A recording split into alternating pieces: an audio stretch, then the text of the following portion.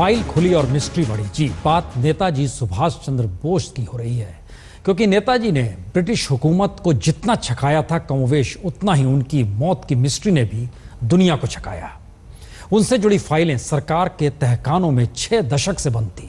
पश्चिम बंगाल की मुख्यमंत्री ममता बनर्जी ने नेताजी से जुड़ी 64 फाइलों को सार्वजनिक कर दिया। अब सवाल यह है कि इन फाइलों में क्या वाकई, या इन फाइलों को पढ़ने के बाद क्या वाकई सुलझ जाएगी नेताजी के मौत की मिस्ट्री?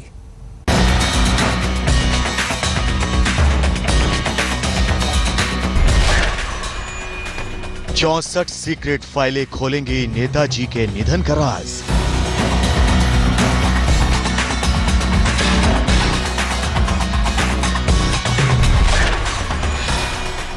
चौसठ सीक्रेट फाइलों से निकलेगा नेताजी की जिंदगी का सच।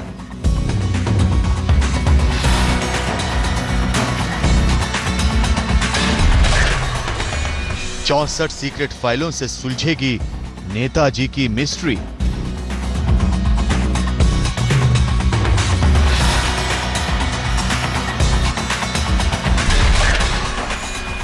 चौसठ सीक्रेट फाइलें बताएंगी कि क्या 1945 के बाद भी जीवित थे नेताजी।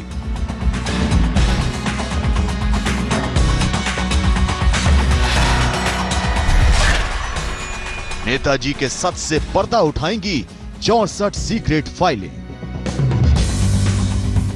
जी हां, नेताजी सुभाष चंद्र बोस की जिंदगी से जुड़ी 64 सीक्रेट फाइलें जो अब तक कोलकाता सरकार और पुलिस के लॉकर्स में बंद थी, जिन्हें अब तक दुनिया की नजरों से बचा कर रखा गया था, वो सभी 64 फाइलें अब दुनिया के सामने आ गई हैं। पश्चिम बंगाल की मुख्यमंत्री ममता बनर्जी ने नेताजी की जिंदगी से जुड़ी 64 फाइलों को सार्वजनिक कर दिया। नेताजी सुभाष चंद्र बोस जो हमारा जिंदगी के लिए लड़ाई किया है, जो हमारा देश के आजादी के लिए लड़ाई किया है, अगर उसको हम सम्मान नहीं देंगे तो किसको देंगे? उसको सैल्यूट करना हमारा काम है। दूसरे देश का साथ अगर कोई बायलैटरल रिलेशन है, वो क्या है अभी रिव्यू करने का जरूरत है। कितना दिन छुपा के रखोगे? ये लोग तो परिवार का नहीं होता है, ये लोग विश्व भर का होता है, जो देश का साइल में लड़ते हैं, जो देश को मिट्टी की आजादी करने के लिए जो अपन को बलिदान दिया है, कुर्बानी दिया है। आप देख सकते हैं किस तरह से आज कोलकाता पुलिस का जो म्यूजियम है वहां पे 64 फाइलें जो पश्चिम बंगाल सरकार के पास थी वो आज पब्लिक डोमेन में लाया गया है और इन फाइल्स को डिजिटाइज करके बोस फैमिली को एक डीवीडी के तौर पे उन लोगों को सौंपा गया है। ये एक लॉन्ग स्टैंडिंग डिमांड थी बोस फैमिली की तरफ से, रिसर्चर्स से, इतिहासविद से। कोलकाता पुलिस संग्रहालय के शीशे के बक्सों में रखी ये फाइलें बाहर आईं तो नेताजी के परिवार वालों की खुशी का कोई ठिकाना नहीं रहा। इस मौके पर पश्चिम बंगाल सरकार ने खास तौर से नेताजी के परिवार के सदस्यों को न्योता दिया था। बरसों से नेताजी के परिवार के लोग इन फाइलों को सार्वजनिक करने की मांग कर रहे थे। Luckily, we are very happy that we have got CDs. We've got CDs.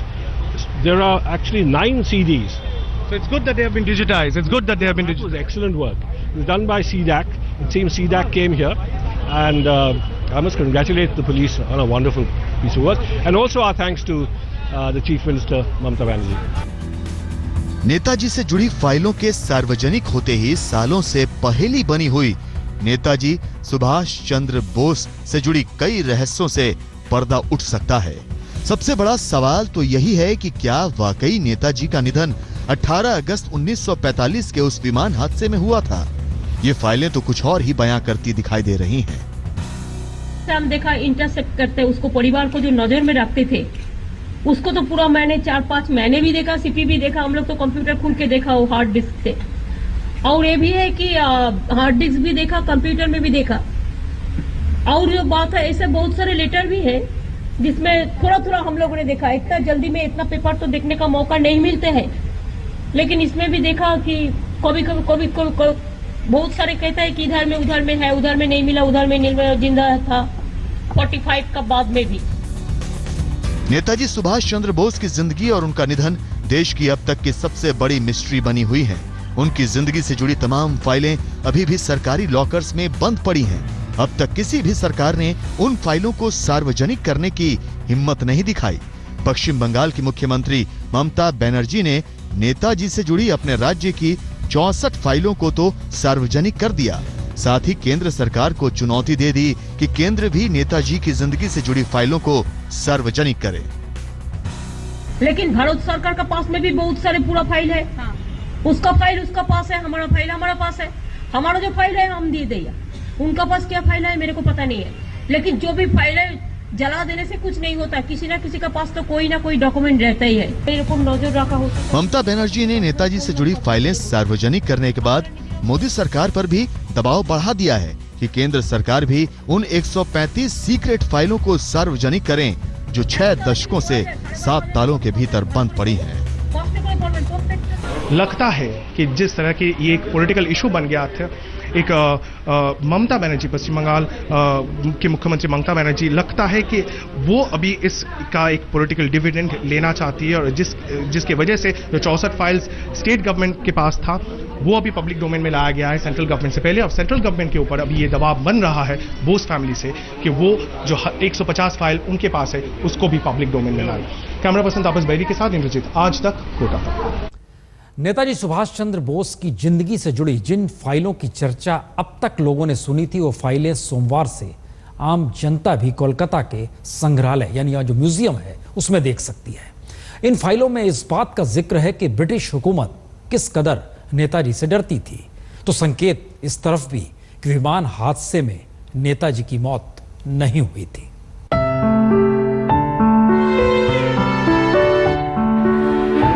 Netaji Subhash Chandra Bose के परिवार की अरसे से चल रही मांग पूरी हो गई। नेताजी की जिंदगी से जुड़ी जो फाइलें अब तक तहखाने में धूल फांक रही थीं, वो अब सबके सामने आ गई हैं। नेताजी से जुड़ी इन 64 फाइलों में कुल 12,744 पेज हैं। इन 64 फाइलों में से 55 कोलकाता पुलिस के पास थीं, तो 9 फाइलें दूसरे राज्यों की पुलिस के पास थीं। ये सभी फाइलें मूल रूप के अलावा डिजिटल फॉर्मेट में भी मौजूद हैं, ताकि इसकी पहुंच सब तक बन सके। जितना हम लोगों ने अभी तक हम लोगों को समझ में आया है, ये पहला फाइल जो हमने खोला और पहला फाइल में ही आपको हम दिखा दे कि किस तरह का पैरानोया था, किस तरह का डर, किस तरह का खौफ ब्रिटिश सरकार को स्वाधीनता से पहले सुभाष चंद्र बोस की जो एक्टिविटीज है उस पर थी और किस तरह से उन पे सर्वेलेंस चलाया जाया था, उसका एक मिल सकता है अंदाज हम लोगों को इस फाइल से।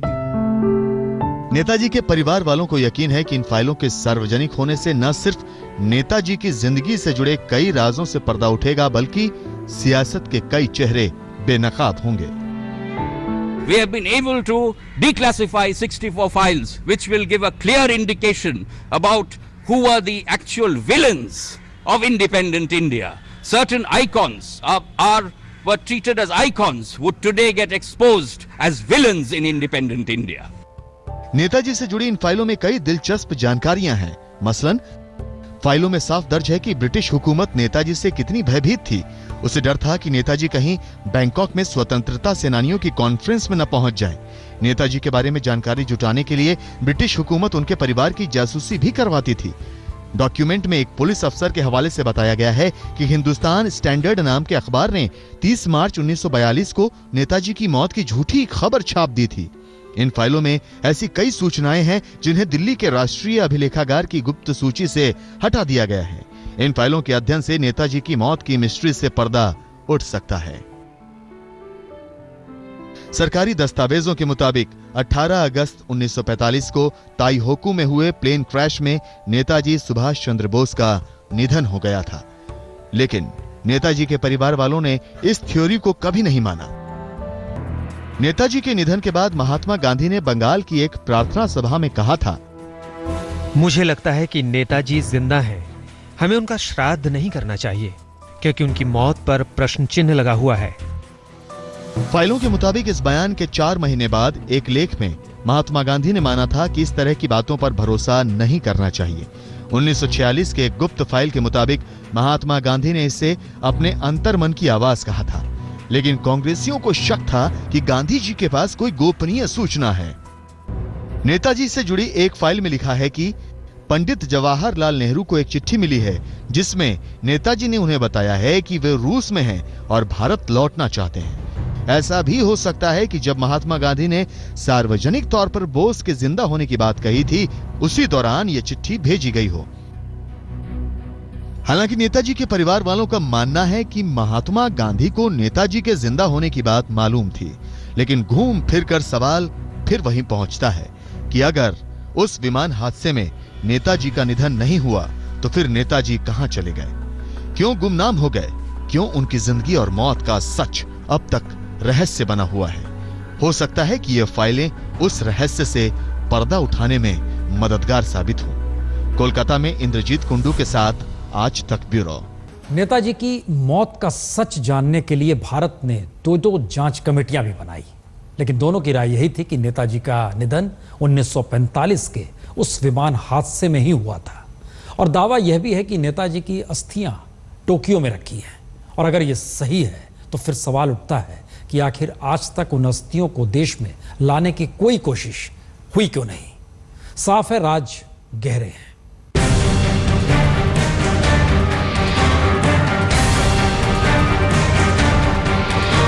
64 फाइलों के 12,000 से ज्यादा पन्नों में नेताजी सुभाष चंद्र बोस से जुड़ी तमाम वो जानकारियां हैं जिन्हें 1937 से 47 के दौरान अमेरिकी और ब्रिटिश खुफिया एजेंसियों ने एक दूसरे से शेयर की थी। लेकिन सबसे मौजूद और सबसे बड़ा सवाल तो नेताजी की जिंदगी और उनकी मौत का है। नेताजी की मौत के रहस्य से पर्दा उठाने के लिए भारत सरकार ने 1956 में शाहनवाज कमेटी बनाई।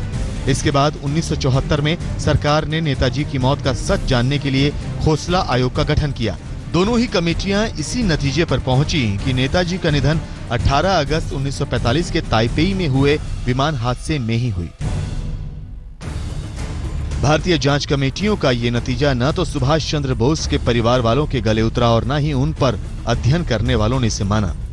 ब्रिटिश और अमेरिकी एजेंसियों के मुताबिक 1945 के विमान हादसे में नेताजी की मौत नहीं हुई थी। ब्रिटिश खुफिया रिपोर्ट ताइपेई विमान हादसे की थ्योरी को ही झुठलाती है। रिपोर्ट के मुताबिक 1945 में ताइपेई के ताइहाकू एयरबेस पर किसी भी विमान हादसे के सबूत ही नहीं मिले। इन रिपोर्ट्स में यह भी कहा गया था कि नेताजी चीन या फिर रूस चले गए हैं। ब्रिटिश और अमेरिकी खुफिया रिपोर्ट में यह भी कहा गया कि 1948 से 49 में नेताजी जिंदा थे और वो रूस में ट्रेनिंग ले रहे थे। लेकिन इसमें कोई दो राय नहीं है कि हमारे प्रधानमंत्री ने इस इश्यू पे बोस परिवार के साथ 2 बार बातचीत की है, 2 बार मुलाकात की है और उनके भी मन में है कि सच्चाई की तरफ हम जाएं। तो 64 फाइलें अब सामने आई हैं, लेकिन सवाल वही है कि वाकई इनके दस्तावेजों के जरिए ये बात निकल कर आ पाएगी। जो मिस्ट्री है बीते 6 दशकों से, वो सब कुछ उभर के आएगा सामने।